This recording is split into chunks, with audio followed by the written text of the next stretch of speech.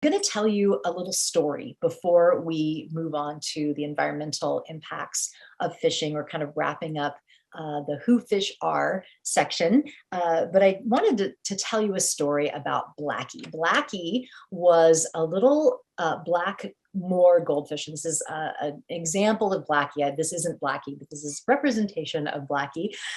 And he was what's called a black moor goldfish, when goldfish are black. And Blackie was born a little wonky. He was born with deformity, a deformity that prevented him from swimming properly, and he could really just kind of hop about at the bottom of the tank. Well, he had a companion in the tank called Big Red, and Big Red was a much larger goldfish that was in the tank with Blackie.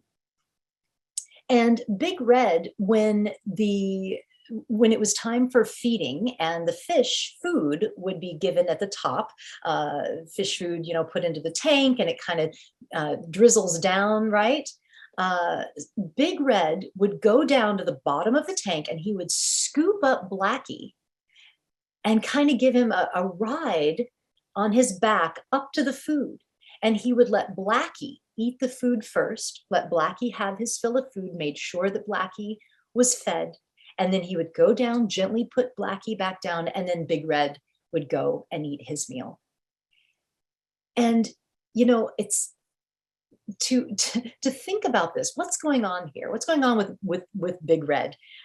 There's compassion and kindness and friendship and empathy and caretaking, selflessness, generosity, right? All those things. Would you have ever thought of any of those emotions and that fish could express any of those emotions? Probably not. But now you know Blackie's story. And there's dozens, if not hundreds of other stories like that, that show that fish have the capacity for deep and meaningful and complex emotions. All right, so fish think, fish feel, fish have their own lives to live. They are individuals, and we have no right to take their lives unnecessarily, and it is unnecessary to eat fish. So, all right, so we're going to move on to the fishing industry and kind of the bigger picture of fishing and the environmental impact. There will also be some ethics on the killing and slaughter of fish as well, but mostly around environmental. So the fishing industry and how we kill fish. So the number of fish killed each year far exceeds the number of people who have ever existed on Earth. It's mind-boggling, honestly, if you think about it. The number of fish killed every year exceeds the number of people who have ever existed on Earth. It's overwhelming. It's estimated that 100 billion farmed fish are killed globally every year, and about another 1 to 3 trillion fish are killed in the wild. The numbers are staggering. They're the least protected animal. There's no laws in the US regarding how fish are caught or treated or killed for food. It's a massacre. It's horrible. So we're going to go through a few ways that fish are killed in the industry. What you're seeing here is the factory trawlers pulling up these nets. There's huge nets that just scoop everything up in their path, and I'm going to talk a little more about them later. But the first one I want to break down is longline fishing. Longline fishing is another industrial way of fishing animals, or fishing the fish. So they put a line in the water with buoys that float. It can be up to 60 miles in length, 2,500 hooks down, just amazingly large numbers of hooks and fish killed. And after studying each of the different ways that the industry kills fish, I have concluded that I feel that longline fishing is one of the worst as far as ethically, because not only are the fish hooked, and that can be very painful when they eat the bait and the hook, that hook gets caught somewhere along the line of their digestive tract. I mean, it's either it goes all the way to the stomach and hooks in the stomach, or their esophagus somewhere, or in their throat or mouth, and they're hooked, and they're pulling and they're fighting it. Well, if you're just recreational fishing, that only lasts so long, 5 minutes or so until the fish is pulled out, and then whatever happens to the poor thing after that. But here on the long line, they're just left for hours or days, helpless, struggling, fighting, this hook, trying to get away and probably exhausting themselves. They're susceptible to predators. Predators can come along and just eat them. It's got to be the most horrible thing to not only be in so much pain trying to pull yourself away from this hook in your digestive system, but then to be left like that for days. It's unimaginable. It's got to be horrible. And then, of course, they're hauled onto the boat and then often suffocate at that point. So deep sea dwelling fish, they suffer from what's called decompression when they are pulled up quickly. So fish have these gas-filled swim bladders that can decrease the amount of gas to be able to go and dive deep into the ocean, and they fill that bladder with gas to buoy themselves and float back up to the surface. And this is a very slow process. Just like a diver has to go down slowly, the decompression process, same thing with fish. So when they are pulled up quickly from the deep sea, it can be really taxing on their bodies. It can really cause just a gruesome list of terrible things that happen to their little bodies, and it's been definitely observed and studied. And it can cause organs to erupt, to collapse.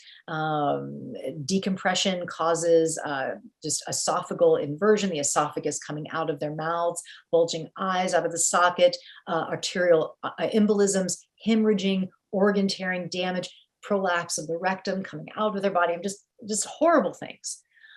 So it's just a gruesome and torturous way to die. And the fish that do make it to the knife don't have it much better. There was a study done that found that fish, when fish are cut, either being cut by the gills or cut at the gills or decapitated, the degree to which fish suffer is, quote, very high. That was what the study concluded. That's horrible as well. There's other ways to kill fish: electrocution, suffocation, them being put on ice, which is basically just prolonged suffocation. And oftentimes these things like electrocution and being put on ice, these methods cause immobility, but not a lack of sensibility or senses. So basically they're frozen, but they're still feeling everything. So even though they look like they're not in pain because they're immobile, that doesn't necessarily mean they're not feeling the pain. And suffering can still be going on. So just horrible. And it's a massive killing. I mean, the environmental impact of the fishing that we're doing is catastrophic. And I really encourage you to watch the movie Seaspiracy. It was kind of a fishing and oceans follow-up to the movie Cowspiracy. Seaspiracy, really a fascinating and deep dive into the just environmental devastation that we're causing globally with fishing. So right now we have, it's really like the fish have nowhere to hide. We've got, the technology is crazy. Sonar and satellite navigation and depth sensors and GPS and all this, the spotter, they send out spotter planes and helicopters to try to find the fish. It's amazing. Humans really, we're the most dangerous animal on this planet right now. And we're the most deadly animal on this planet, and the fish have nowhere to hide. So there's miles of netting that scoop up just everything in their path. We're basically clear cutting the ocean floors with this massive netting.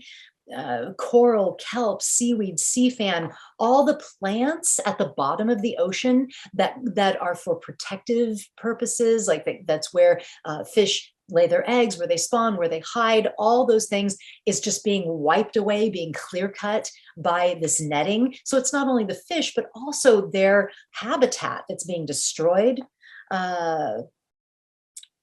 So 7 of the top 10, let me see my next slide. Yeah, this is the Bycatch slide. So I'll just say, I'll go back to this one for these stats. I'll just read some stats to you. So 7 of the top 10 marine fish species are classified as fully exploited or overexploited.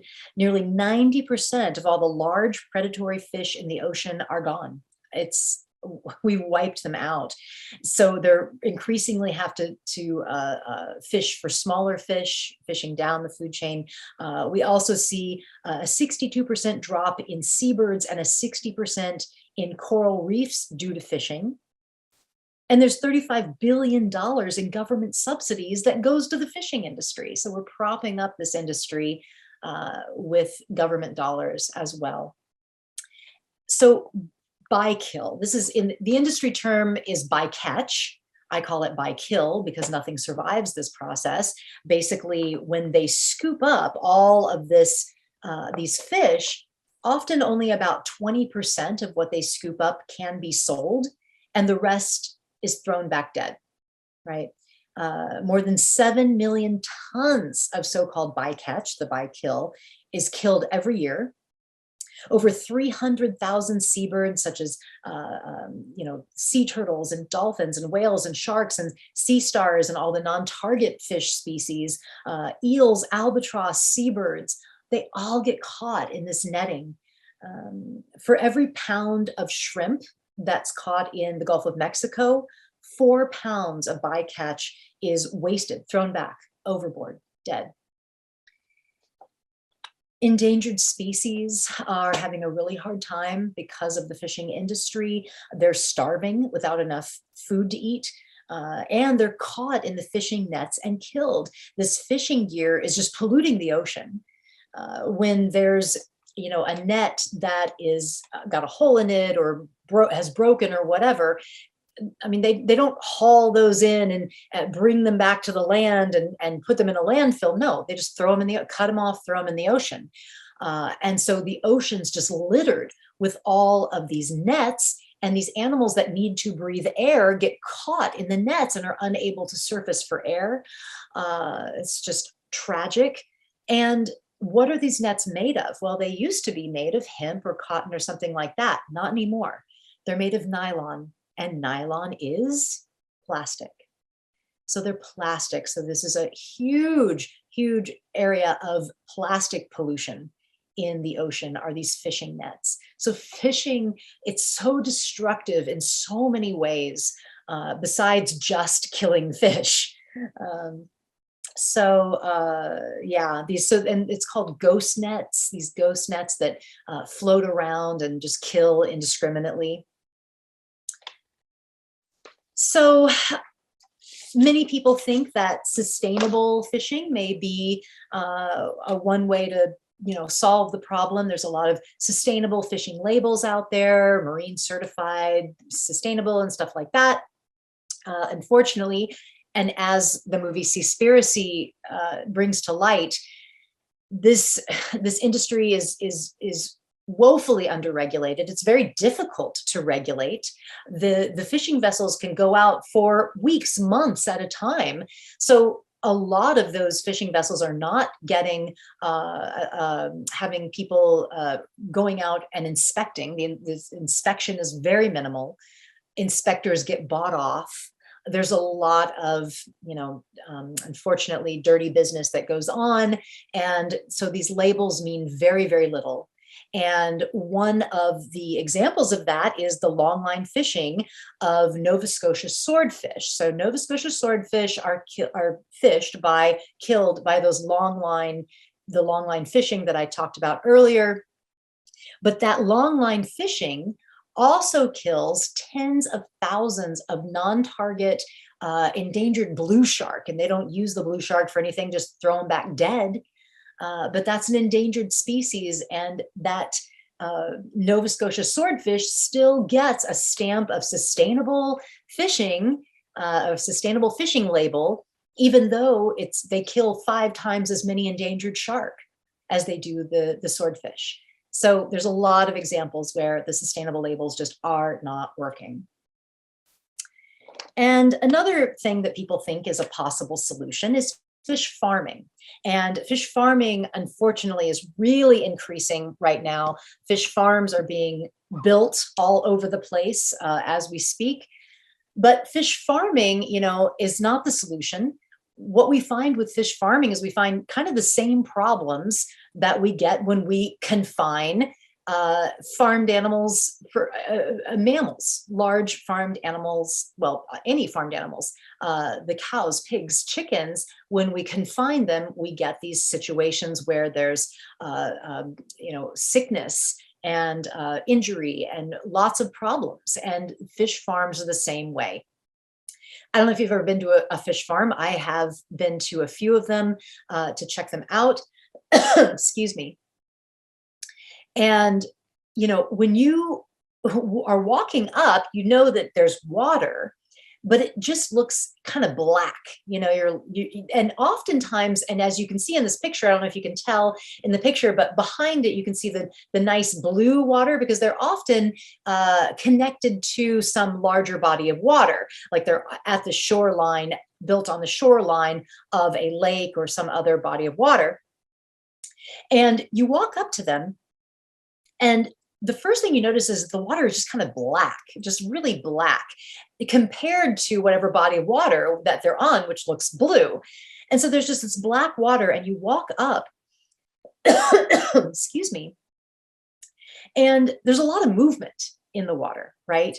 And you're just suddenly like, what am I looking at? Because it's just the water's just, and you realize that there are so many fish in these tiny little, like half swimming pool size pools. And the fish are just on top of each other. It's horrible. I'm so sorry. I'm going to have to cough for a minute.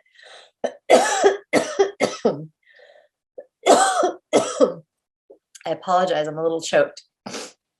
And I didn't bring water, which I should have.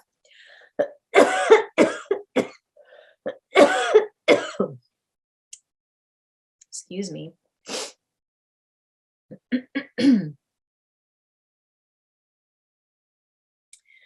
Whew, sorry. Okay. So anyway, so these fish farms they're just notorious for dumping an arsenal of pharmaceuticals into the water, because these fish are on top of each other. They're swimming in their own waste. Why the water is so black is because it's their waste. There's so much waste in the water. So they're swimming in their own waste. They're on top of each other. And so they get sick. And so these they dump pharmaceuticals and antibiotics and all kinds of stuff in the water, trying to keep them healthy enough till they're up to market weight, And there's also sea lice. Sea lice is a big problem. Sea lice, not too much of a threat in the wild, but sea lice thrive in these fish farming situations. They just go crazy because the next fish is just inches away, and they eat the fish up. When fish have extreme cases of sea lice, they eat the flesh around their eyes, around their face. It can be extremely painful for them. They're just eaten up with the sea lice. And a 10 to 30% loss from sea lice, from sickness, all of that is considered acceptable on fish farms. So they basically know that up to 30% of the fish are just going to die before they get up to market weight, and that's just an acceptable loss. That's horrible.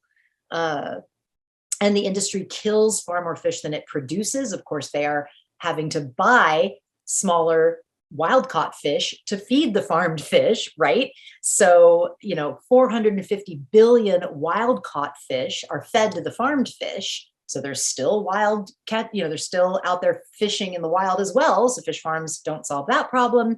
It's really a mess. And so for like one salmon grown to slaughter weight, it's estimated that 250 to 3,000 fish, depending on the size of the fish, will be caught and fed to that one salmon. and it's ridiculous. And then also when we're eating fish on an ethical level, we're eating way more animals than if we ate an herbivore, because an herbivore just eats plants, but fish eat other fish, so we're killing lots more fish. So interesting stuff. All right, so we're going to move on from fish farms, and fish is wasted on farmed animals. So half of the world's fish catch is not eaten by humans, but fed to farmed animals. So more fish are consumed by animals we kill and eat in the US than by the entire human population of all the countries of Western Europe combined. What a waste. What an absolute waste. And overfishing is also contributing to climate change. So we've found that fish droppings, the ocean is a filter of fish droppings, of course, and those fish droppings actually create a carbon sink. They help the ocean to absorb carbon from the atmosphere, helping global warming, right? But when there's not as many fish in the ocean, then there's not as much fish waste, not as many droppings, and that is actually increasing climate change. It just shows you how interconnected everything is in unforeseen ways, and how our impact has unforeseen consequences. It's amazing to me.